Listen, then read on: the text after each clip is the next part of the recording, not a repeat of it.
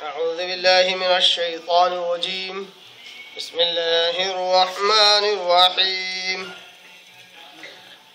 أفغير دين الله يبغون وله أسلم من في السماوات والأرض طوعا وكرها وإليه يرجعون قل آمنا بالله وما أنزل علينا وما أنزل على إبراهيم وإسماعيل وإسحاق ويعقوب والأسباط وما أوتي موسى وعيسى والنبيون من ربهم لا نفرق بين أحد منهم ونحن له مسلمون صدق الله العظيم نحمد ونصلي على رسوله الكريم اما بعد تمام قسم کے حمد و ثنا تعریف کبریائی بڑائی اسے اللہ وحدہ لا شریک کے لیے لائق اور زیبا جو ساری کائنات کا خالق مالک میرا اور آپ کا مربی ہے اسے اللہ کے لیے ساری تعریفیں جو غفور ہے غفار ہے کریم ہے ستار ہے بعد اس کے آپ پر میرے آقا دو جہاں کے سردار الانبیاء پر کروڑا کروڑ انگنت بے شمار درود و سلام صلی اللہ علی محمد وآلہ وسلم. قابل احترام بزرگوں، عزیز دوستوں، نوجوان ساتھیوں، قرآن مجید کی دو آیتوں کی میں نے تلاوت کی ہے. یہ دونوں آیتیں پارہ نمبر 3 سورہ آل عمران سورہ نمبر 3 اس کے رکو نمبر 9 کی یہ دو آیتیں ہیں. آیت نمبر 83 اور 84، 83 اور 84. اور الحمدللہ وما توفیقنا الا باللہ، اللہ کی توفیق سے ہم بہت ہی قریب ہیں تیسرے پارے کو مکمل کرنے میں. تیسرا پارہ مکمل ہوتا ہے سورہ آل عمران کی آیت نمبر 91 پر 91 پر، اور آج ہمارا 83 اور 84 پر درس چل رہا ہے. یعنی انشاءاللہ بہت جلد ہمارا تیسرا پارہ ختم ہو جائے گا، پھر چوتھا پارہ انشاءاللہ العزیز شروع ہوگا. تو گویا کہ یہ تیسرے پارے کا سب سے آخری رکوع ہے، رکوع نمبر 9. اس کی دو آیتیں آیت نمبر 83 اور 84، ان دو آیتوں کی میں نے تلاوت کی. اللہ تبارک تعالیٰ کہتا ہے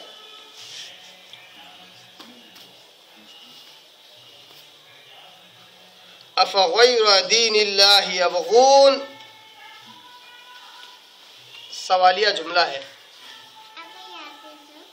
افغیر دین اللہ، کیا لہذا، غیر کیا لہذا اللہ کے دین کے علاوہ، افغیر دین اللہ یبغون، یہ لوگ پسند کرتے ہیں. کیا یہ لوگ اللہ کے دین کے علاوہ کوئی دوسرا دین پسند کرتے ہیں؟ یہ سوال اللہ تعالیٰ کا. ایسے سوال کو 12 میں سے پہلے کہا ہوں کہ اس کو یس اور نو کوشچنس یا آبجیکٹو ٹائپ کوشچنس کہتے ہیں، جس کا جواب ہاں یا نہ کے علاوہ کوئی تفصیل نہیں ہوتی ہے اس میں. یہ سوال کس سے کیا جا رہا ہے اور کیوں کیا جا رہا ہے؟ ظاہر سی بات ہے، جس سیاق و سباق کے ساتھ یہ آیت ہے، پچھلی آیتوں میں اللہ تبارک تعالیٰ اہل کتاب سے مخاطب ہے اور لگاتار انہی کی جذر توبیخ چلی آ رہی ہے، انہی کو ڈانٹا ڈپٹا جا رہا ہے، انہی کو نصیحتیں کی جا رہی ہے، انہی کو ان کے عہد و پیمان یاد دلائے جا رہے ہیں. ان کے انبیاء نے جو عہد و پیمان اللہ تبارک تعالیٰ سے کیے تھے وہ عہد و پیمان یاد دلائے جا رہے ہیں. نبی صلی اللہ علیہ وسلم کی صفات کو وہ لوگ جس طرح جانتے تھے ان صفات کا تذکرہ کیا جا رہا ہے، نبی کی رسالت کو ثابت کیا جا رہا ہے. تو انہی سے اللہ تعالیٰ مخاطب ہو کر کہتا ہے کہ اے اہل کتاب، خصوصی طور پر عمومی طور پر اگر عام معنی لیا جائے تو دنیا کے ہر فرد سے اللہ تعالیٰ پوچھتا ہے کہ کیا یہ لوگ اللہ کے دین کو چھوڑ کر کوئی دوسرا دین پسند کرتے ہیں، کوئی دوسرا دین حاصل کرنا چاہتے ہیں؟ وَلَهُ أَسْلَمَ مَنْ فِي السَّمَاوَاتِ وَالْأَرْضِ طَوْعًا وَكَرْهًا وَإِلَيْهِ يُرْجَعُونَ۔ وَلَهُ، اور اسی کے لیے اسلم، جھکتے ہیں۔ اسلام کے معنی جھکنے کے ہیں، قبول کرنے کے ہیں، یا اس کے لیے بیسٹ ورڈ ہے، بیسٹ ایک لفظ ہے، سرنڈر کرنے کے ہیں۔ وَلَهُ أَسْلَمَ، اور اسی کے لیے سرنڈر کرتے ہیں اپنے آپ کو، جھک جاتے ہیں۔ مَن فِي السَّمَاوَاتِ وَالْأَرْضِ، جو کچھ آسمانوں میں ہے یا جو آسمانوں والے ہیں، والارض، اور جو کچھ زمین میں ہے یا جو زمین والے ہیں، طوعا یعنی کہ خوشی خوشی، وکرہا، اور کراہیت کے ساتھ یعنی ناخوشی، وإلیہ یرجعون، اور پھر ان سب کو اسی اللہ کی طرف لوٹنا ہے، پلٹنا ہے۔ یہ آیت نمبر 83۔ اس میں اللہ تبارک تعالیٰ اہل کتاب کو جس چیز سے آگاہ کر رہا ہے، جس چیز کی طرف بلا رہا ہے، وہ اللہ کا دین ہے۔ جیسا کہ آیت سے معلوم ہوتا ہے، افغیر الدین اللہ، کہ اللہ کے دین کو چھوڑ کر کوئی دوسرا دین چاہتے ہیں۔ ظاہر سی بات ہے اللہ تبارک تعالیٰ کو یہ بات سخت ناپسند آئی کہ اہل کتاب نے، یہودی اور عیسائیوں نے اللہ کے دین کو چھوڑ کر کوئی دوسرا دین انہوں نے پسند کیا جو ان کا خود ساختہ اور ان کا خود کا بنایا ہوا تھا۔ معلوم ہوا کہ اللہ تبارک تعالیٰ کو وہ دین، وہ راستہ، وہ منہج سخت ناپسند ہے جس کو انسان خود اپنے ہاتھوں سے بنائے اور اس کو اللہ کی طرف منسوب کرے اور کہے کہ اللہ کے دین ہے، تو اللہ تعالیٰ کے لیے بات بہت زیادہ سخت ناپسند ہے۔ کون سا دین پسند ہے جس کی طرف اللہ تعالیٰ یہاں اشارہ کرتا ہے؟ دین اللہ، دین اللہ، اللہ کا دین کون سا ہے؟ اس کی صحیح تشریح، صحیح جو مفہوم ہے وہ پچھلی آیت میں اللہ تبارک تعالیٰ نے بیان کیا، توحید کا ذکر کر کے اور رسالت کا ذکر کر کے۔ ظاہر سی بات ہے، توحید کا ذکر کر کے اور رسالت کا ذکر کر کے، جیسا کہ اللہ تبارک تعالیٰ پچھلی آیتوں میں کہتا ہے کہ کئیوں آیتیں ہم نے اس سے پہلے کے دروس میں ہم نے سنی، جس میں اللہ تبارک تعالیٰ کہتا ہے، جیسا کہ یہ ایک آیت ہے، وَإِنَّ مِنْهُمْ لَفَرِيقًا يَلْوُونَ أَلْسِنَتَهُمْ بِالْكِتَابِ لِتَحْسَبُوهُ مِنَ الْكِتَابِ وَمَا هُوَ مِنَ الْكِتَابِ وَيَقُولُونَ هُوَ مِنْ عِنْدِ اللَّهِ وَمَا هُوَ مِنْ عِنْدِ اللَّهِ وَيَقُولُونَ عَلَى اللَّهِ الْكَذِبَ وَهُمْ يَعْلَمُونَ مَا كَانَ لِبَشَرٍ أَنْ يُؤْتِيَهُ اللَّهُ الْكِتَابَ وَالْحُكْمَ وَالنُّبُوَّةَ ثُمَّ يَقُولَ لِلنَّاسِ كُونُوا عِبَادًا لِّي مِن دُونِ اللَّهِ وَلَكِن كُونُوا رَبَّانِيِّينَ بِمَا كُنتُمْ تُعَلِّمُونَ الْكِتَابَ وَمَا كُنتُمْ تَدْرُسُونَ۔ بالخصوص یہ آیت جو آیت نمبر 79 ہے اور 80 ہے، اس میں اللہ تبارک تعالیٰ نے توحید کا ذکر کیا، کہا کہ کسی بشر کے لیے یہ زیب نہیں دیتا، کسی بشر کو اس بات کا حق نہیں ہے کہ اللہ تبارک تعالیٰ اس کو کتاب دے، حکمت سے نوازے، نبوت جیسی عظیم نعمت سے اللہ اس کو نوازے، اور وہ یہ کہے لوگوں سے کہ تم میرے بندے بن جاؤ، بلکہ جس کو اللہ تبارک تعالیٰ جس بشر کو ان 3 نعمتوں سے نوازا، اس بشر نے یعنی اس نبی نے ہر بار یہی کہا، کونو ربانیین، تم ربانی بن جاؤ، رب والے بن جاؤ۔ توحید کا تذکرہ اللہ نے کیا کہ ایک اللہ کو ماننا، اسی کی عبادت کرنا، یہ اصل دین ہے۔ ظاہر سی بات ہے، دین کا مفہوم یہاں سب سے پہلے ہم وہی لیں گے جو جس کے سیاق و سباق میں یہ لفظ استعمال ہوا، جس ضمن میں یہ لفظ اللہ تبارک تعالیٰ بیان کر رہا ہے، اس کا سب سے پہلا مفہوم وہی لیں گے۔ اور دین کا اصل مفہوم بھی وہی ہے جو یہاں بیان کیا جا رہا ہے کہ ایک اللہ کی توحید کو برقرار رکھنا، اس کے ساتھ کسی کو شریک نہ کرنا، اس کے ساتھ کسی اور کی عبادت نہ کرنا، یا اس کے ساتھ ساتھ بھی کسی کی عبادت نہ کرنا، یہ کیا اصل دین ہے۔ اور دوسرا کیا ہے؟ وَإِذْ أَخَذَ اللَّهُ مِيثَاقَ النَّبِيِّينَ لما آتيتكم من كتاب وحكمة ثم جاءكم رسول مصدق لما معكم لا تؤمنن به ولتنصرنه۔ اللہ تعالیٰ نے ہر نبی سے اس بات پر عہد و پیمان لیا تھا کہ اے نبیوں سن لو، جب میں تمہارے پاس میری کتابیں دوں گا، حکمت سے تمہیں نوازوں گا، اور اگر تمہارے ہوتے ہوئے میرا نبی آئے، خاتم النبیین حضرت محمد مصطفیٰ صلی اللہ علیہ وسلم، اگر یہ آئے تو ضرور و ضرور ان پر ایمان لانا، ان کی مدد کرنا۔ تو گویا کہ نبی پر ایمان، ان کی مدد، ان کی اطاعت، یہ اصل دین ہے۔ افغیر دین اللہ یبغون، کیا یہ اہل کتاب، یہ یہودی اور عیسائی کہ اللہ کے دین کے علاوہ کوئی دوسرا دین پسند کرتے ہیں؟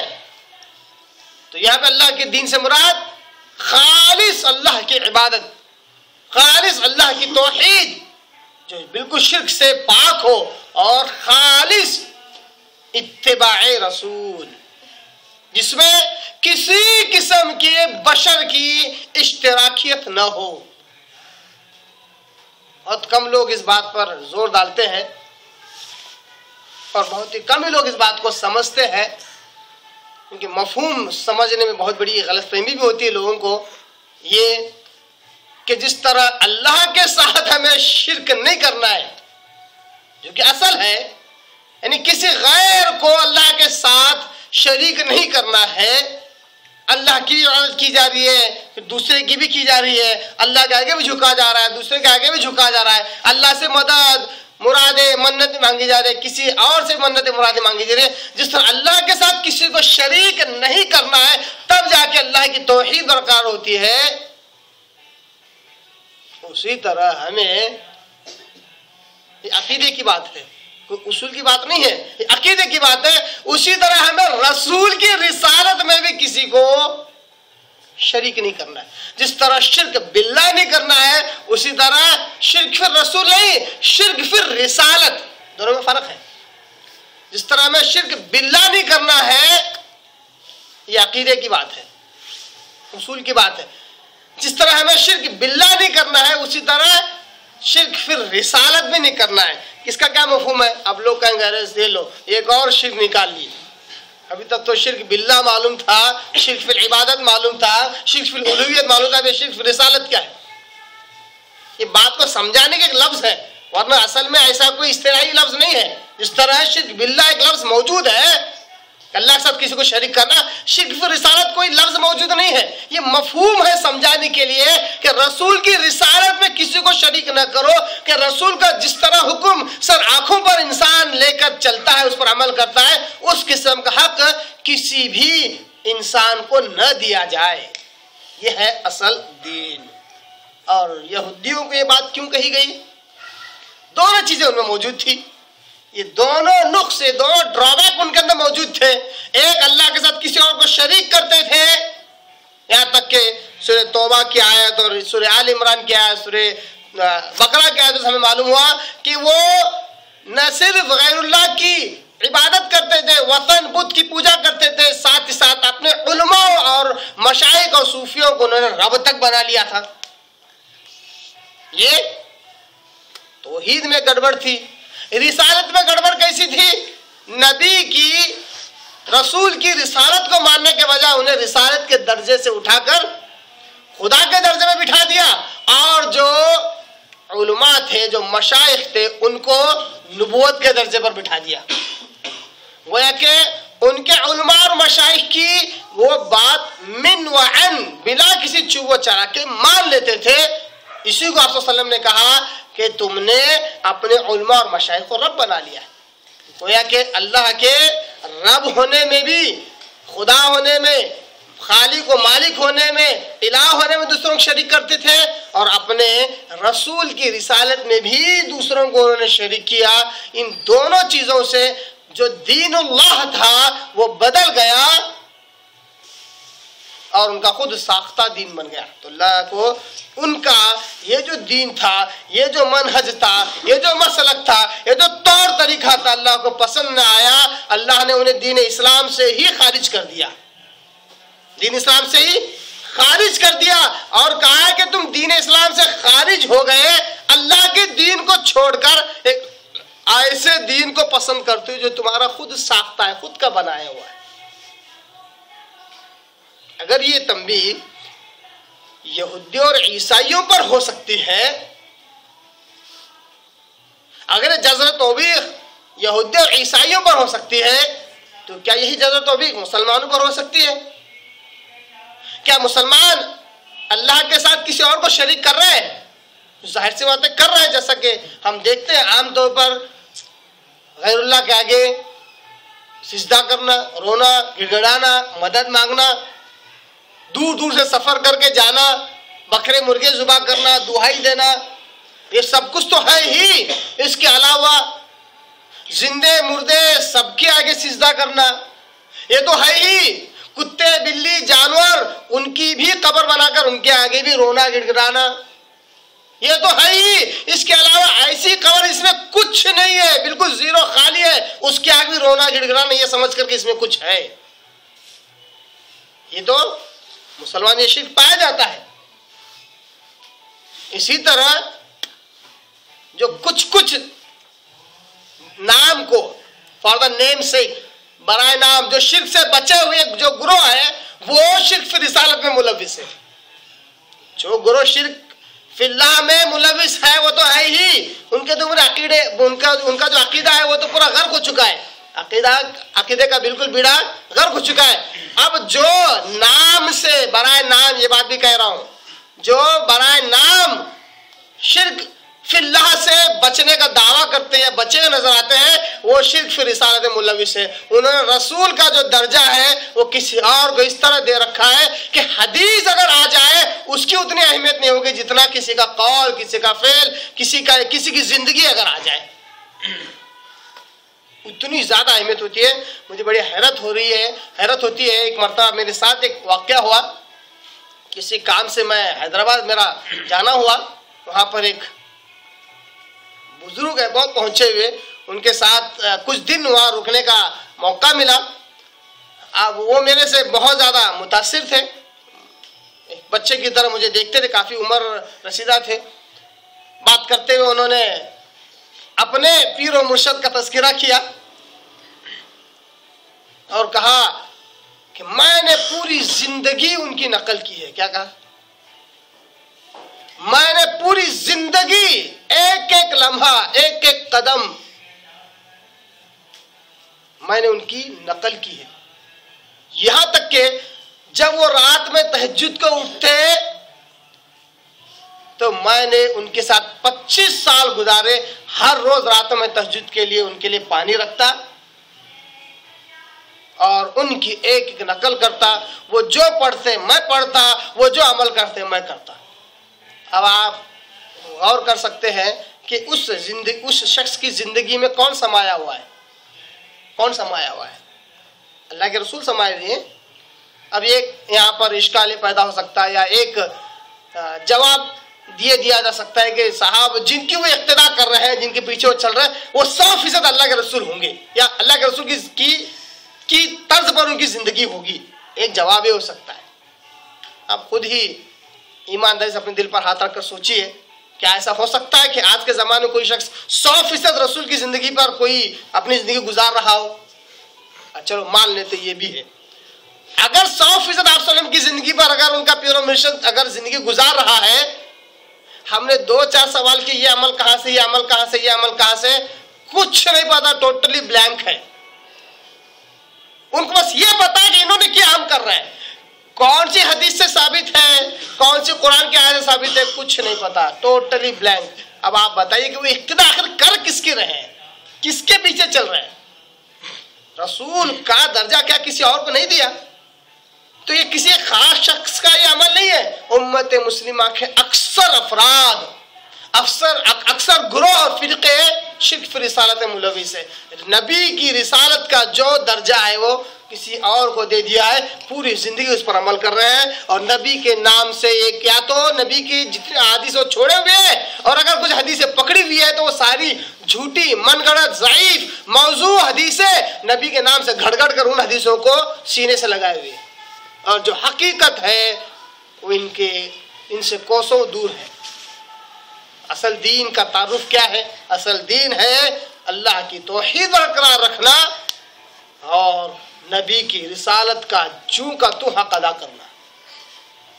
یہی اصل دین ہے. اور ہر زمانے میں ہر نبی آتا تو انہی دو باتوں پر ترجیح دیتا، کہتا کہ اللہ کی عبادت کرو واطیعون، اور میری اطاعت کرو. ہر نبی یہی کہتا.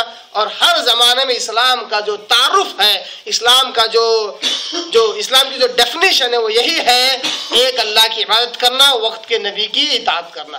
تیسری کوئی چیز نہیں ہے. چاہے آپ وسلم آخری رسول ہیں، ان کے بعد کوئی رسول نہیں آنے والا، اور ولو بالفرض اگر مان لیں کہ اسلام پورا بگڑا ہوا ہے، تب بھی غیر نبی کی اطاعت ہم نہیں کر سکتے. اگر ولو بالفرض کہہ رہا ہوں، اور قسم خدا کہ اسلام بگڑا نہیں ہے، کہیں پر بھی نہیں بگڑا ہے. اپنی جگہ پر جس طرح 1450 سال پہلے تھا ویسا ہی آج بھی ہے. ضرورت اس بات کی کہ وہاں تک رسائی ہو، ہماری وہاں تک ہماری پہنچو. ہم کو پہلے ہی سے لوگوں نے اتنا گمراہ کر رکھا ہے، اتنا دھوکہ دے رکھا ہے، اگر اسلام تک تمہاری رسائی نہیں ہو سکتی، اسلام تک تم پہنچ ہی نہیں سکتے. اسلام بہت اونچا پہاڑ ہے، بہت گہرا بڑا سمندر ہے، ڈرا دیا گیا. ہم کبھی جاتے ہی نہیں اس کے نزدیک، جبکہ اسلام صحیح سلام ہے. اگر مان لے کہ بہت بگڑا ہوا ہے، تب بھی اسلام کے سدھارنے والے کے نام پر کسی اور کے پیچھے نہیں چل سکتے جب تک کہ ہمیں دلیل نہیں مل جاتی، چاہے قرآن کی ہو، چاہے پیارے آقا صلی اللہ علیہ وسلم کی احادیث کی ہو. یہ ہے وہ دین جس سے یہود و نصارہ بہکے ہوئے تھے، بھٹک گئے تھے. تو اللہ نے کہا کہ کیا آپ نے خود ساختہ دین تم پسند کرتے ہو اللہ کا دین چھوڑ کر؟ جبکہ حقیقت دیکھیے دلیل اللہ تبارک تعالیٰ کیا دے رہا ہے. اللہ کا دین اصل ہے، خود ساختہ دین کوئی دین نہیں ہے. اللہ اس کی دلیل دیتا ہے وَلَهُ أَسْلَمَ مَنْ فِي السَّمَاوَاتِ وَالْأَرْضِ طَوْعًا وَكَرْهًا، کہ لوگوں دیکھو جو کچھ آسمانوں میں ہو، جو کچھ زمین میں، سب کے سب اللہ کے آگے جھکے ہوئے ہیں، سجدہ کرتے ہیں، چاہے خوشی خوشی ہو چاہے ناخوشی ہو. یعنی اللہ کی قدرت، اللہ کی طاقت اس طرح ہے اپنی مخلوقات پر کہ اللہ تعالیٰ چاہتے ہوئے یا نہ چاہتے ہوئے سب کو اپنے آگے جھکا لیتا ہے. اس کی قدرت، اس کا کنٹرول اپنی مخلوقات پر اس طرح ہے کہ مخلوقات چاہے نہ چاہے اس کے آگے سجدہ کرتی ہی ہے.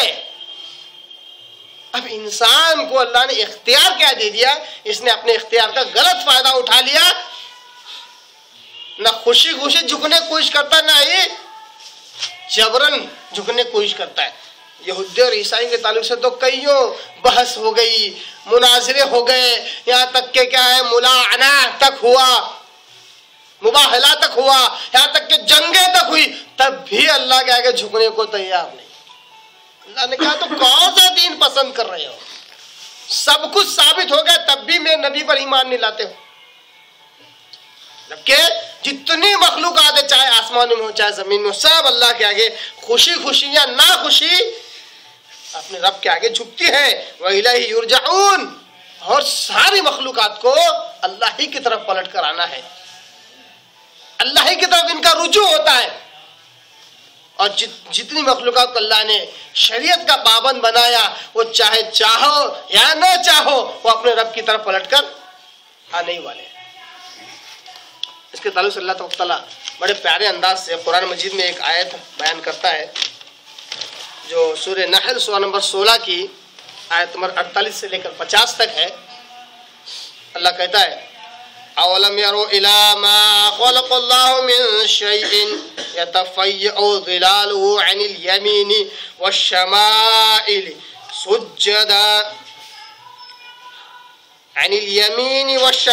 سجدا لله وهم داخرون.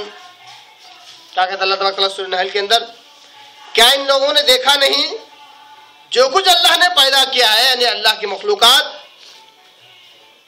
کئی مخلوقات ایسے کہ کسی ایک مخلوق پر غور نہیں کیا. دیکھیے آیت یہاں اللہ کی وحدانیت ثابت کرنے کے لیے، وہیں پر آیت سائنس کو بھی ثابت کرتی ہے. سائنسدانوں کے لیے بہت سارے لمحے فکریہ چھوڑ دیتی ہے تاکہ غور کریں اور کسی نئی تحقیق کی طرف پہنچ جائے. کیا کہتا اللہ تبارک تعالیٰ؟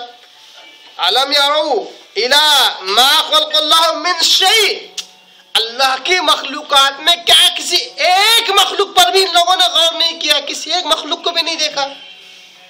گویا کہ ہر مخلوق میں یہ صفت پائی جاتی ہے. غور کیجیے آپ، کیا زبردست آیت ہے. ہر مخلوق میں یہ صفت پائی جاتی ہے. کیا؟ یتفیع ظلال، کہ اس کا سایہ گرتا ہے. اس کا اللہ نے کل مخلوقات کی طرف اشارہ کرتے ہوئے کہا اللہ کی ہر مخلوق میں، کیا تم نے غور نہیں کیا کہ ہر مخلوق میں کسی بھی معمولی سے معمولی مخلوق کو لے لو، اس کا بھی سایہ گرتا ہے. کیسے گرتا ہے؟ عن الیمین والشمائل، دائیں جانب کہیں بائیں جانب، سجدا للہ، اسی ذریعے سے وہ اللہ کو سجدہ بھی کرتے ہیں. وہ کہ اللہ ان کا سایہ چاہے چاہتے ہوئے چاہے نہ چاہتے ہوئے ان کا سایہ گرتا ہے، اور رب کے آگے صبح ایک مرتبہ سجدہ، اور جب سورج غروب ہوتا ہے ایک اور مرتبہ سجدہ. 2 مرتبہ اللہ تبارک تعالیٰ کی ہر مخلوق اللہ کو سجدہ کرتی ہے. اس طرح وہ رب کے آگے جھکتے ہیں. اس آیت سے ایک اور نقطہ معلوم ہوا کہ اللہ نے ہر مخلوق کا تذکرہ کیا اور کہا کہ میری ہر مخلوق کا سایہ گرتا ہے. کوئی مخلوق ایسی نہیں جس کا سایہ نہ گرتا ہو. اب بہت بڑا سوال کھڑا ہوتا ہے، کیا حضرت محمد مصطفیٰ صلی اللہ علیہ وسلم مخلوق ہے یا خالق ہے؟ حضرت محمد مصطفیٰ صلی اللہ علیہ وسلم اللہ کے نبی، آخری پیغمبر، وہ مخلوق ہے یا خالق ہے؟ اگر جواب مخلوق ہے تو سایہ گرتا تھا. اگر مخلوق ہے تو سایہ گرتا تھا، خالق ہے تو نہیں گرے گا. تو ظاہر سی بات ہے کوئی اتنی بڑی جرات نہیں کرے گا کہ نبی کو خالق مان لے. مخلوق ہے تو قرآن کی آیت کے مطابق نبی صلی اللہ علیہ وسلم کا بھی سایہ گرتا تھا. اتنا ہی نہیں، دیکھیے کس طرح کے لوگ ہیں. اور اصل جو علماء سو جو ہوتے ہیں، جو جاہل علماء ہوتے ہیں، وہ عوام کو بھیڑ بکریوں کی طرح انہیں بیوقوف بناتے رہتے ہیں. ایک تو کئیوں بیانات میں چیخ کر چلا کر مائک پھاڑ کر یہ بیان کر دیا کہ نبی نور سے بنے ہوئے سایہ ہی نہیں تھا. بہت بڑی جھوٹی بات ہے، نبی کے نام پر جھوٹ ہے یہ. جب عوام اس بات میں آ گئی، اس بات سے ورغلا لیا عوام کو، اس کے آگے ایک اور قدم آگے بڑھایا اور شیطان نے ٹانگ ڈال دی، اس میں دھوکہ کھا گئے. ایک اور قدم آگے بڑھا اور کہا جس طرح نبی کا سایہ نہیں تھا، گنبد خضرا کا بھی سایہ نہیں ہے. بولتے بولتے اب شیطان نے جب دیکھ لیا کہ یہ میری چال میں آ گئے، انہوں نے اپنے عوام کو دھوکے میں ڈال دیا، اب ان کو بھی دھوکے میں ڈال دو تاکہ کل کے روز انہی کے عوام انہیں جوتے مارے. کہا گنبد خضرا کا بھی سایہ نہیں تھا. اب دنیا اتنی چھوٹی ہوتی جا رہی ہے کہ جہاں بولے حج اور عمرے کو جانے کے لیے پانی کی جہاز سے جانا پڑتا تھا 2 مہینے، آج 4-6 گھنٹے میں سعودی عرب پہنچ رہے ہیں. ٹیکنالوجی اتنی زیادہ واسٹ ہو گئی، اتنی زیادہ وسیع ہو گئی کہ وہاں سے فوٹو کھینچتے ہی 1 منٹ کے اندر 1 منٹ بہت بول رہا ہوں میں، اس کو بولتے ہیں انگریزی میں within a fraction of a second، کچھ سیکنڈ کے اندر وہ آپ تک میسج پہنچ جاتا ہے، وہ امیج آپ تک آ جاتا ہے، فوٹو آ جاتا ہے اور لوگ بھیج رہے. دیکھو ایسا ہم کو ہمارے مولانا نے سکھائے تھے ہند و پاک میں، بر صغیر میں، کہ گنبد خضرا کا سایہ نہیں ہے. ابھی ہم سایہ کے نیچے کھڑے رہے کہ ہم نے فوٹو کھینچی ہے تو سایہ پڑ رہا ہے. دھوکہ کھل گیا. اس طرح معلوم ہوا کہ اس آیت سے اللہ کی ہر مخلوق کا سایہ ہے، تو آپ صلی اللہ علیہ وسلم کا بھی سایہ موجود تھا. یہ قرآن کی آیت کی زبردست دلیل ہے. اسے آگے اللہ کہتا ہے وَلِلَّهِ يَسْجُدُ مَا فِي السَّمَاوَاتِ وَمَا فِي الْأَرْضِ، جو کچھ آسمانوں میں جو کچھ زمین میں ہے سب کی سب اللہ کے آگے سجدہ کرتی ہے. مِن دَابَّةٍ، اللہ نے بالخصوص کہا ہر قسم کے جاندار، دابہ جاندار، جاندار کہتے ہر قسم کے جاندار، جان رکھنے والے جاندار. والملائکہ اور فرشتے، دابہ سے مراد فی الارض یعنی زمینی والے لوگ ہیں، والملائکہ یعنی آسمانی لوگ ہیں. گویا کہ آسمان کی پوری مخلوق یعنی فرشتے، زمین کی پوری مخلوق یعنی جاندار، چرند پرند وغیرہ، سب کے سب وہم یستکبرون، رب کے آگے سجدہ کرنے میں بالکل تکبر نہیں کرتے، گھمنڈ نہیں کرتے. اللہ کے آگے سجدہ کرنے میں تکبر اور گھمنڈ نہیں کرتے. ایک اور آیت میں اللہ تعالیٰ نے قرآن مجید میں کہا کہ جب ان لوگوں کو حشر کے میدان میں اللہ کہے گا کہ میرے آگے سجدہ کرو، جتنے لوگ رب کے آگے دنیا میں سجدہ کرتے تھے اور تکبر ان میں نہیں تھا، وہ حشر کے میدان میں رب کے آگے سجدے میں گر جائیں گے.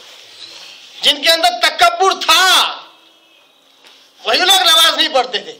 یہ نماز پڑھنا نہ پڑھنا دلیل ہے کہ کس کے اندر تکبر ہے. غور کیجیے آپ، نماز پڑھنا نہ پڑھنا، نماز کا سجدہ کرنا نہ کرنا تکبر جاننے کا ایک زبردست پیمانہ ہے. جو 5 وقتہ نمازی ہے، وقت پر ادا کرتا ہے، انشاءاللہ العزیز اس کے اندر تکبر نکلتا جائے گا، اس کے اندر سے نکلتا جائے گا. جو نہیں پڑھتا اس کے اندر تکبر ہوگا. تو جو دنیا میں تکبر تھا، متکبر تھا، نماز نہیں پڑھتا تھا، جب رب کے آگے سجدہ کرنے جائے گا تو اس کی پیٹھ پوری تختہ بنا دی جائے گی اور وہ سجدہ نہ کر سکے گا اور منہ کے بل نیچے گر پڑے گا. تو اللہ کہتا ہے جتنے جاندار ہیں اور فرشتے رب کے آگے سجدہ کرنے میں بالکل تکبر نہیں کرتے، ان کے اندر رب کی اطاعت کرنے میں کسی قسم کا تکبر نہیں ہے. یخافون ربهم من فوقهم، بڑی ہی زبردست آیت ہے، آیت کا ٹکڑا ہے. میں کہتا ہوں قرآن مجید کی ایسی آیتوں پر غور کرو اور ایسے استدلال لو جو حقیقت ہے. کیا کہتا اللہ تعالیٰ؟ یہ جاندار اور فرشتے اللہ کے سجدہ کرنے میں تکبر نہیں کرتے، اللہ کے جھکنے میں، اللہ کی اطاعت کرنے میں بالکل تکبر نہیں کرتے، گھمنڈ نہیں دکھاتے، اور رب سے ڈرتے ہیں. وہ کس سے ڈرتے ہیں؟ اپنے یخافون ربہم، اپنے رب سے ڈرتے ہیں. کہاں ہے ان کا رب؟ سوال ہے نا. فرشتے اور جاندار، چرند پرند اور درندے اپنے رب سے ڈرتے ہیں. یخافون ربہم، اپنے رب سے ڈرتے ہیں. ان کا رب کہاں ہے؟ من فوقہم، جو ان کے اوپر ہے. کیا ہے یہ آیت؟ فرشتے، فرشتوں کے اوپر کون ہے؟ فرشتے کیا ہے؟ آسمان میں. آسمانوں کے اوپر کون ہے؟ ان کا رب. کیا یہ آیت اس بات کی دلیل نہیں ہے کہ اللہ تعالیٰ عرش پر مستوی آسمانوں پر ہے؟ اگر جاہل لوگوں کے مطابق جو اپنے آپ کا اہل السنہ والجماعہ کا دعویٰ کرتے ہیں، ان کے مطابق اللہ تعالیٰ ہر جگہ ہوتا، دنیا میں ہر کنکر میں ہوتا، شنکر کی طرح نعوذ باللہ ہر مخلوق میں ہوتا، تو آیت اس طرح ہوتی فی انفسہم. کیا ہوتا تھا؟ یخافون ربہم فی انفسہم، اور یہ ڈرتے اپنے رب سے جو ان کے اندر ہے. کیونکہ ہر مخلوق میں ہوگا تو فرشتوں کے اندر ہوگا، چرند پرند کے اندر ہوگا، پیڑ پودے کے اندر ہوگا، پتھر کے اندر ہوگا. نعوذ باللہ. یہاں کیا کہا؟ من فوقہم، وہ اپنے رب سے ڈرتے جو ان کے اوپر ہے، ان کے اوپر. اور یاد رکھیے عربی کا یہ جو لفظ ہے فوق کے معنی اوپر کے ہیں، اور ایک اور لفظ ہے علا، جس کے معنی بھی اوپر ہے. علا کا لفظ کیوں نہیں آیا؟ کیوں نہیں آیا؟ کیونکہ علا کے معنی آن کے ہیں، انگریزی میں ON، آن کے، اور فوق کے معنی اپان کے ہیں، UPON، اپان. اور دونوں میں فرق یہ ہے، آن ہے کسی خیالی متصور چیز کو بھی کہہ سکتے ہیں وہ اوپر ہے، اور اپان بولنے کے لیے کسی چیز کے، حقیقی چیز کے، کسی حقیقی چیز کے اوپر ہونے کو اپان استعمال کرتے ہیں. اپان کا لفظ انگریزی میں ایک حقیقی چیز، ایک حقیقی چیز کو دوسرے حقیقی چیز کے اوپر اگر ہو تو اس کو اپان یوز کرتے ہیں. یہاں پر فوق کے معنی اپان کے، یعنی جس طرح مخلوقات ایک حقیقی چیز ہے، اللہ بھی ایک حقیقی چیز ہے، اس لیے وہ ان مخلوقات کے اوپر ہے. ایک صاحب مجھ سے اسی ٹاپک پر بحث کر رہے تھے. وہ کہہ رہے تھے اللہ ہر جگہ موجود ہے, کیونکہ اللہ کہتا ہے اللہ صبر کرنے والوں کے ساتھ ہے, ہر جگہ موجود ہے. میں نے پوچھا اگر خالق اللہ ہر جگہ موجود ہے تو ایک ہی ایک سوال کا جواب دو, اللہ کی کوئی ذات ہے یا وہ ایک خیالی چیز ہے؟ اللہ کی کوئی ذات ہے یا وہ ایک خیالی چیز ہے؟ کیونکہ جو خیالی چیز ہوگی وہ ظاہر سی بات ہے نو ڈاؤٹ ہر جگہ ہوگی. جو خیال ہے وہ خیال ہے, وہ تو ہر جگہ ہو سکتا ہے. جو کوئی ذات ہوگی ظاہر سی بات ہو کہیں نہ کہیں ہوگی, کہیں نہ کہیں ہوگی, اور وہ ہے کہاں؟ عرش پر مستوی. اللہ خود کہتا ہے. اب یہ اور بات ہے کہ جاہلوں کے دماغ میں بات نہیں بیٹھتی ہے کہ اللہ کو محیط کیسے کریں, اللہ کو جگہ کیسے فکس کریں. یہ تمہارا پرابلم ہے. تمہاری بد عقیدگی کو فٹ کرنے کے لیے اللہ کی صفات کا انکار نہیں کیا جا سکتا. اللہ عرش پر مستوی ہے تو اللہ عرش پر مستوی ہے, بس.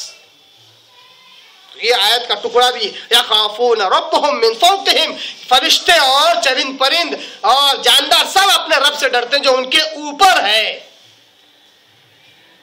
وَيَفْعَلُونَ مَا يُؤْمَرُونَ, فرشتوں کے ساتھ میں ان جانداروں کا بھی تذکر آیا کہ یہ سب کے سب وہ سب کچھ کر گزرتے ہیں جو انہیں حکم دیا جاتا ہے.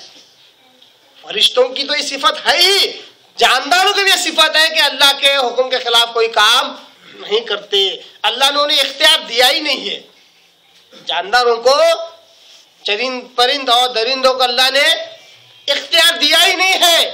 پیڑ کو اللہ نے کھڑا کر دیا قیام کی شکل میں, کھڑا ہے بس, اپنی مرضی سے کبھی گرتا نہیں ہے.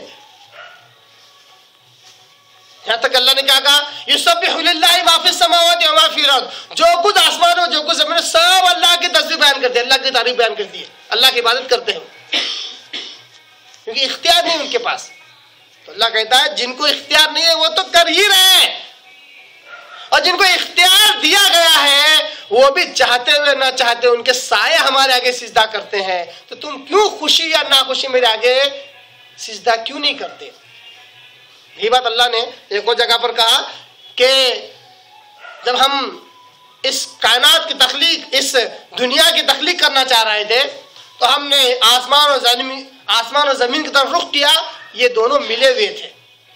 ہم نے ان سے کہا کہ اتیا آ جاؤ میرے پاس, طوعاً او کرہا, چاہے خوشی خوشی یا نہ خوشی خوشی. تو زمین آسمان نے کہا کہ اللہ ہم تیرے حکم میں خوشی خوشی آتے ہیں, کیونکہ نہ خوشی کا سوال ہی نہیں ہے, کیونکہ ان کو اختیار نہیں دیا گیا. اور انسان اور جن کو اللہ نے اختیار دیا ہے, اللہ کہتا ہے اس اختیار کا غلط فائدہ نہ اٹھاؤ, بلکہ اس اختیار سے فائدہ اٹھاتے ہوئے خوشی خوشی میری اطاعت کرو تو میں بھی تمہیں خوش ہو کر جنت میں داخل کروں گا. یہ سورہ نحل کی آیت تھی جو اس تعلق سے تھی کہ ہر مخلوق اللہ کے آگے سجدہ کرتی ہے, ان کے سائے سجدہ کرتے ہیں.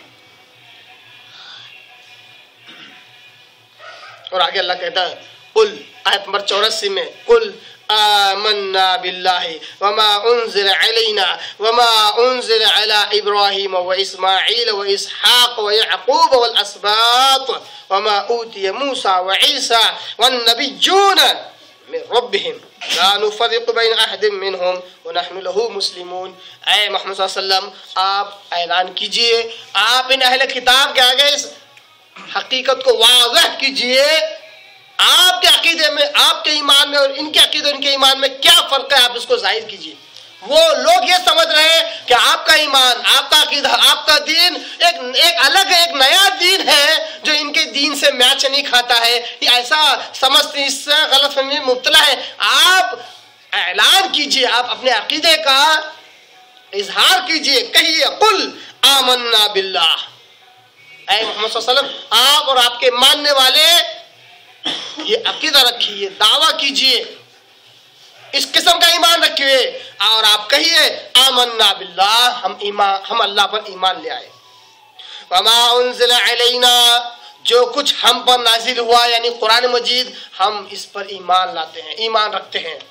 وما انزل علی ابراہیم, اور جو کچھ اللہ نے ابراہیم علیہ السلام کے اوپر نازل کیا تھا, صحیفے وغیرہ, جیسا کہ 30 پارے کی سورت سے ہمیں معلوم ہے, اس پر بھی ہم ایمان لاتے ہیں. جو کا تو وہ اسماعیل, اور اسماعیل علیہ السلام کے اوپر اللہ نے جو کچھ نازل کیا تھا اس پر بھی ہم ایمان لاتے ہیں. وہ اسحاق، اور اسحاق علیہ السلام کے اوپر جو کچھ اللہ نازل کیا تھا ہم اس پر ہی ایمان لاتے ہیں.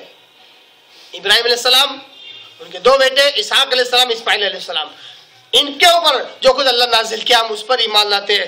وہ یعقوب، اسحاق علیہ السلام کے بیٹے یعقوب علیہ السلام، ابراہیم علیہ السلام کے پوتے، ان کے اوپر اللہ نے جو کچھ نازل کیا ہم اس پر ایمان لاتے ہیں. والاسباط،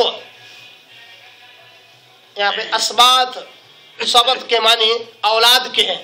یہاں پر بالخصوص جہاں کہیں بھی قرآن مجید میں بنو اسرائیل کا تذکرہ کر کے اللہ نے اسباط کا لفظ استعمال کیا، وہاں پر صرف اولاد اور بچے کا معنی نہیں ہے، وہاں پر ان 12 قبیلوں کا ذکر ہے جو یعقوب علیہ السلام کی 12 بیٹی تھی جس سے 12 قبیلے نکلے، انہی کی طرف اشارہ ہے. ان کے اندر جو انبیاء آئے اس کے اوپر اللہ نے جو کچھ نازل کیا تھا اس پر بھی ہم ایمان لاتے ہیں. وما اوتی موسیٰ و عیسیٰ، حالانکہ اسباط کے اندر موسیٰ اور عیسیٰ آ چکے ہیں علیہ السلام و تسلیم، کہ یعقوب علیہ السلام ہی کی اولاد سے موسیٰ علیہ السلام اور عیسیٰ علیہ السلام. میں خاص تذکرہ اس لیے پھر سے کیا کیونکہ انہی 2 لوگوں کا سابقہ تھا، ایک موسوی سے دوسرا عیسوی سے، یعنی موسیٰ علیہ السلام کے ماننے والے اور عیسیٰ علیہ السلام کے ماننے والے، اس لیے بالخصوص ان کا تذکرہ کیا گیا. ابراہیم علیہ السلام، اسماعیل علیہ السلام کو تذکرہ اس لیے کیا گیا کیونکہ ان کی بڑی شان و شوکت، بڑی عزت تھی ان یہودیوں اور عیسائیوں کے پاس، بڑی شان کے ساتھ ان کا نام لیتے تھے، تو ان کا بھی تذکرہ ہوا. پھر موسیٰ اور عیسیٰ علیہ السلام کا بھی تذکرہ ہوا، کہا کہ ان پر جو کچھ اللہ نازل کیا اس پر بھی ہم ایمان لاتے ہیں. وَالنَّبِيُّونَ مِن رَبِّهِمْ، جتنے انبیاء اللہ کی طرف سے آئے ان سب کے اوپر جو کچھ نازل ہوا ہم اس پر بھی ایمان لاتے ہیں. یہ ہے ہمارا ایمان. گویا کہ اللہ پاک تعالیٰ نے مسلمانوں سے یہ کہلوایا، آپ صلی اللہ علیہ وسلم سے کہلوایا کہ تم اپنا ایمان، اپنا عقیدہ ان کے آگے ظاہر کرو کہ دیکھو تمہارے پاس جو ہے اس پر بھی ہم ایمان لاتے ہیں، تو تم ہمارے پاس جو ہے اس پر ایمان کیوں نہیں لاتے؟ اگر تم ابراہیم علیہ السلام سے لے کر یہودی لوگ ابراہیم علیہ السلام سے لے کر موسیٰ علیہ السلام تک جو کچھ نازل ہوا اس پر ایمان لا سکتے ہو، اور عیسائی لوگ ابراہیم علیہ السلام سے لے کر موسیٰ علیہ السلام تک جو کچھ نازل ہوا اس پر ایمان لا سکتے ہو، تو اس کے بعد رسولوں کی رسالت ختم نہیں ہوئی، آخری کڑی محمد مصطفیٰ صلی اللہ علیہ وسلم ہے، تو اس پر بھی ایمان لاؤ. جس طرح ہم سب پر ایمان لا رہے تم اس پر بھی ایمان لاؤ. اس کا انکار کر دیتے تھے. ایک اور نقطہ اس میں سمجھنے کا یہ ہے، یہاں پر لفظ انزل استعمال ہے، یعنی جو کچھ نازل کیا گیا ہے، یہ اصل ایمان کا سورس ہے. ایمان کس پر لانا چاہیے؟ آج مسلمان کے آگے ایک بہت بڑا معمہ ہے، یہ بہت بڑی پہلی، ایمان کس پر لانا؟ کسی نے کچھ بھی بول دیا ایمان لے آتے ہیں، من وعن اس کو سچا جان لیتے ہیں. من وعن سچا جاننے کی چیز صرف ایک ہی ہے، وہ جو نازل ہوئی، وہ جو نبیوں پر نازل ہوئی وہی ایک چیز ایسی ہے جس پر ایمان لایا جانا چاہیے. اور نازل ہونے میں 2 قسم کی ہیں، ایک اللہ نے قرآن مجید نازل کیا جس کو وحی کہتے ہیں، وحی مطلوع کہتے ہیں، اس کی تلاوت ہوتی ہے. ایک اور چیز اللہ نے نازل کیا اس کو حدیث کہتے ہیں، اس کو وحی غیر مطلوع کہتے ہیں، دونوں نازل ہیں. ان پر ایمان لانا چاہیے، ان کو من وعن بغیر کسی چون و چرا کے ماننا چاہیے. ان 2 کے علاوہ تیسری کوئی بھی چیز ہے اس کی تحقیق کرنا چاہیے، صحیح ہے تو مانیں گے، غلط ہے تو نہیں مانیں گے. غلط ہے تو مثال کے طور پر 12 میں یہ مثال اس لیے دیتا ہوں کہ لوگ یہ اس طرح دھوکہ دیتے، دیکھو قرآن حدیث میں سب کچھ نہیں ہے، مگر یہ لوگ دعویٰ کرتے ہیں قرآن حدیث میں سارے مسائل ہیں. اب آپ بتاؤ تمہاری ماں کے بیٹے ہیں، کیا دلیل ہے اس کی؟ ماں بولے گی تب تو یقین کریں گے، گویا کہ ماں پر ایمان لانا ہوا. یہ دھوکہ دے رہے ہیں. میں کہتا ہوں جو بات سچی ہے اس کے لیے کیا دلیل لگتی ہے؟ جیسے سورج ہے، مجھ سے کسی نے پوچھا یہ کیا ہے، میں نے کہا سورج ہے. وہ دلیل دے، کیسا مانا؟ ارے سورج سامنے دکھ رہا نہیں، سورج نہیں بولیں گے اس کو. نہیں دلیل نہ بولے، تو نے کیسا یقین کرا؟ کسی نے تیرے کو سمجھایا ہوگا نا سورج ہے بول کے، تبھی جا کے تو نے اس پر اس کی تقلید کراؤں گا تب جا کے سورج. ارے کسی کی تقلید کرنے کیا، جو سورج ہے تو سورج ہے. اسی طرح آپ گاڑی لے کر جا رہا، آپ کا انجن خراب ہو گیا، انجن والے سے آپ نے پوچھا کیا ہے، کہا یہ فالٹ ہے اس میں. ارے سچ بتلا رہا ہے وہ، نہیں مانوں گا اس کی بات، میں بالکل مانوں گا. اب یہ قرآن ہے نا حدیث ہے، یہ دونوں قرآن میں نہیں حدیث ہے، مگر حقیقت تو ہے، ریالٹی ہے، سچ ہے. ایک آدمی آ رہا ہے، مونچھ داڑھی دونوں ہے، پوچھے کون ہے یہ، میں نے کہا آدمی ہے. کیسے معلوم؟ किसी ने तो समझा होगा, माँ ने बचपन समझा इसको आदमी कहते इसको औरत, तब जाके यकीन कर। अरे माँ के बोलने में क्या पूरी दुनिया उसको आदमी बोल रही। मैं अगर मेरी माँ उसको औरत ही बोलती तभी बड़ा होना मेरा हकीकत खुल जाती थी कि आदमी है। इस तरह लोग कुरान हदीस से दूर करते हैं धोखा देने के लिए। जबकि ईमान लाने की चीजें दो ही है, एक कुरान मजीद, दूसरे अहादीस मुबारक। तीसरी चीज पर ईमान लाने की जरूरत नहीं है। और हक है तो मान लो, नहीं हक है तो छोड़ दो। इसलिए हमारा उसूल यही है कि हर चीज दुनिया में ली जा सकती है और छोड़ी जा सकती है, सिवाय दो चीजों के, एक अल्लाह का फरमान, दूसरे प्यारे आका सल्लल्लाहु अलैहि वसल्लम के फरमूदात। इन्हें लिया जाना चाहिए और लिया ही जाएगा, छोड़ा नहीं जा सकता। यह है ईमान, जिस पर ईमान लाना चाहिए। उसके बाद आगे आयत 84 में अल्लाह कहता है, ला नुफर्रिकु बैन अहदिम मिनहुम, ला नुफर्रिकु बैन अहदिम मिनहुम। जितने अंबिया का तज़किरा इस आयत में हुआ, ऐ मुसलमानों, ऐ मोहम्मद सल्लल्लाहु अलैहि वसल्लम, आप और आपके मानने वाले इस बात का भी दावा करो, इस बात का भी अकीदा जाहिर करो कि हम किसी भी नबी में तफरीक नहीं करते। यह आयत वैसी है जैसे सूरह बकरा की आखिरी रुकू की आयत थी। उसकी मजीद तशरीह तफसील जानने के लिए उसको जाकर आप कंप्लीट सुनिए, जो इंटरनेट पर हमारी जो दर्स है वो डाला हुआ है। ला नुफर्रिकु बैन अहदिम मिनहुम, हम किसी भी रसूल में तफरीक नहीं करते रिसालत के एतबार से। असल नुक्ता क्या है? रिसालत के एतबार से हम किसी भी रसूल में फर्क नहीं करते। रसूल होने के एतबार से सब यकसा है। वनहनु लहू मुस्लिमून, और हम सब उसी के फरमाबरदार हैं। पहला मफहूम क्या है? वनहनु लहू, उसी अल्लाह के हम क्या है? फरमाबरदार है, मुती है, इताअत गुजार है। अल्लाह जो बोलता है हम वो करते हैं। एक माना ये। दूसरा माना जाहिर जो लफ्ज है, अगर वो माना लिया जाए, वनहनु लहू मुस्लिमून, हम उसी के लिए मुसलमान हैं। आज मुसलमान क्यों हैं? आज किसी से पूछे कि तुम कौन है, तो मेरे साथ अक्सर होता है, वे पूछते भाई आप कौन है, बोलता मुसलमान। ऊपर नीचे देखते हैं, पूछते वो तो हम भी हैं, मगर क्या है? नहनु लहू मुस्लिमून, मैं उसके लिए मुसलमान हूँ, क्या है? काफी नहीं है। तो आगे पूछते और कौन है, और क्या है, अंदर से क्या है, बाहर से क्या है, ऊपर से कैसे दिखते, नीचे से कैसे दिखते, चार तरह से सवाल। फिर भी इत्मीनान नहीं होता। नहीं कुछ तो अलग दिख रहे तुम बताओगे। अरे इंसान का बच्चा हूँ, इंसान के माँ के पेट से पैदा हुआ इंसान ही हूँ, और क्या रहूंगा, अलग दिखते। तो मुसलमान बन के रहना चाहिए।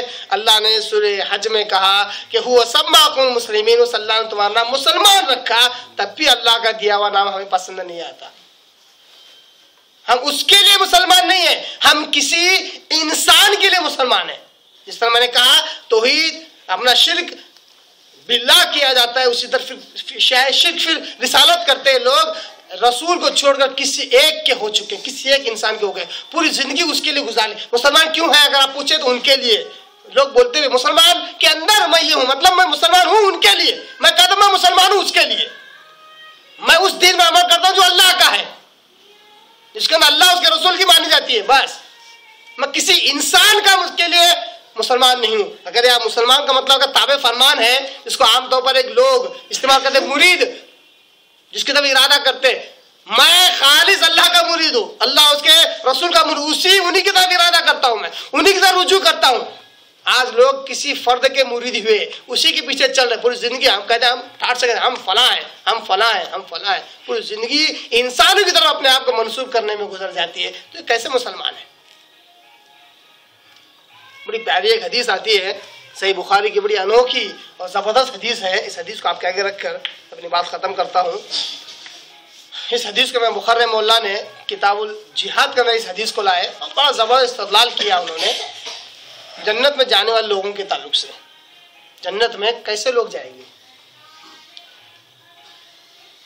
ये हदीस इसलिए रख रहा हूँ, तौअन औ करहा, यानी खुशी खुशी या ना खुशी अल्लाह की इताअत करनी है ना।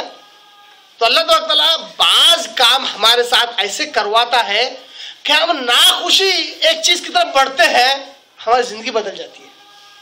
इंसान की जिंदगी में कईयों मोड़ ऐसे आते हैं, न चाहते कुछ काम करता है, उसको लगता है कि यार मैं क्यों कर रहा हूँ, इसमें नुकसान है, इसमें मेरा दिल नहीं मानता है। जब वो करता है, कुछ महीनों बाद, कुछ सालों बाद उसके आगे حقیقت واضح ہوتی ہے کہ اچھا ہوا یہ کام میں نے کیا، میری زندگی پلٹ گئی۔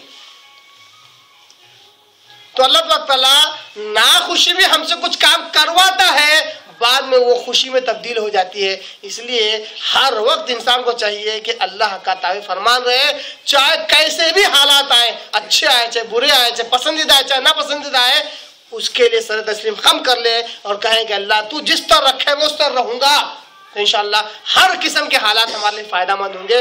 حدیث دیکھیے، اس حدیث کے راوی ابو ہریرہ رضی اللہ تعالیٰ عنہ ہے، وہ کہتے ہیں ان النبی صلی اللہ علیہ وسلم قال عجب اللہ من قوم يدخلون الجنہ السلاسل۔ کیا کہا آپ صلی اللہ علیہ وسلم نے؟ عجب اللہ من قوم، اللہ تبارک و تعالیٰ کو بڑا تعجب ہوتا ہے ان لوگوں پر، یدخلون الجنہ، جو جنت میں داخل ہوں گے،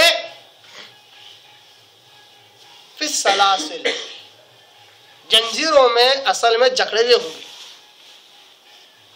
اگر حدیث کے صرف اتنا ظاہری مفہوم لے لینا تو بہت سارے غلط فہمیاں پیدا ہو جائیں گے اور حدیث کو صحیح سمجھ ہی نہیں سکیں گے۔ حدیث کے الفاظ کیا ہے؟ اللہ تعالیٰ کو بڑا تعجب ہوتا ہے ان لوگوں پر جو جنت میں داخل ہوں گے زنجیروں میں جکڑے ہوئے۔ ظاہر سی بات ہے، جنت میں جب کوئی جائے گا تو بہت خوش اور خرم رہے گا، قیدی کی طرح کبھی داخل نہیں کیا جائے گا۔ اس کو تو قالوا سلاما، قالوا سلاما، سلامتی کے ساتھ داخل ہو جا، مہمان نوازی کرتے ہوئے بڑی عزت و تکریم کے ساتھ اس کو داخل کیا جائے گا، زنجیروں میں کبھی کسی کو داخل نہیں کیا۔ پھر اس حدیث کا کیا مفہوم ہے؟ یہ صحیح بخاری کی حدیث نمبر 3010 ہے۔ اس حدیث کا کیا مفہوم ہے؟ اس حدیث کا وہ مفہوم ہے، امام بخاری رحمہ اللہ نے اس حدیث کو کتاب الجہاد والسیر، جہاد اور سیر کے باب میں اس حدیث کو لائے۔ اس کا مفہوم یہ ہے کہ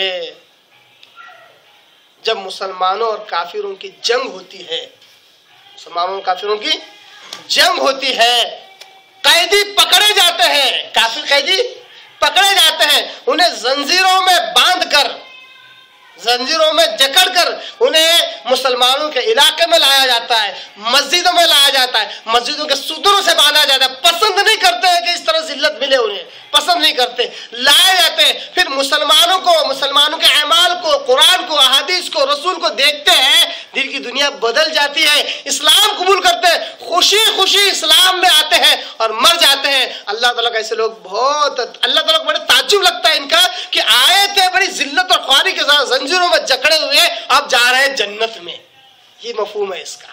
یہاں پر عجیب اللہ، اللہ کو تعجب لگتا ہے، مطلب اللہ کو حیرت نہیں ہوتی ہے، کیونکہ حیرت اس شخص کو ہوتی ہے جس کے پاس علم نہیں ہوتا۔ نعوذ باللہ، اللہ کے تعلق سے یہ سوال نہیں کھڑا کیا جا سکتا کہ اللہ کو علم نہیں ہے۔ تعجب سے مراد یہ اللہ کی ایک صفت ہے۔ یہاں پر تعجب سے مراد کیا ہے؟ خوش ہونا۔ اللہ خوش ہوتا ہے ایسے لوگوں سے کہ کفر کی حالت میں تو کیا ہے، زنجیروں میں جکڑے ہوئے اسلام کے قریب آئے، اسلام کو جانا، سیکھا، سمجھا، اسلام قبول کیا، اور اسلام کی حالت میں ان کی موت ہوئی اور جنت میں داخل کیے گئے۔ اللہ کو ایسی قوم بڑی خوش کر دیتی ہے۔ یہاں پر یہ حدیث میں نے اس ضمن میں لایا کہ خوشی خوشی ناخوشی بہت سارے کام انسان کے ساتھ ہوتے ہیں، اس سے دور نہ بھاگے بلکہ دل کو دل پر پتھر رکھے۔ بہت سارے حالات ایسے آتے ہیں کہ دل نہیں مانتا ہے مگر آگے بڑھے، کیونکہ اللہ کر رہا ہے، انشاءاللہ اچھا ہی کرے گا۔ اللہ لکھ رکھا ہے ہمارے تعلق سے پہلے ہی سے، میرے بھاگنے سے کوئی چیز مجھ سے دور نہیں ہونے والی۔ خوشی خوشی آگے بڑھو، بھلے ہی دل نہ چاہتا ہو، آگے بڑھو، انشاءاللہ اللہ تبارک تعالیٰ اسی بدحالی کو خوشحالی بدل سکتا ہے، جس طرح اس حدیث سے معلوم ہو رہا کہ کفر کی حالت میں زنجیروں میں جکڑے ہوئے آ رہے ہیں، پھر اللہ تعالیٰ اسلام کی دولت سے انہیں نواز رہا ہے اور جنت میں جا رہے ہیں۔ یہ تھی ایک آیت اور ایک حدیث جو میں نے ان دو آیتوں کی تشریح و تفسیر میں آپ کے آگے رکھا۔ اللہ دعا کرتا ہوں اللہ تعالیٰ ہمیں قرآن کو صحیح سمجھنے، اس پر عمل کرنے کی توفیق عطا فرمائے۔ وآخر دعوانا الحمد للہ رب العالمین۔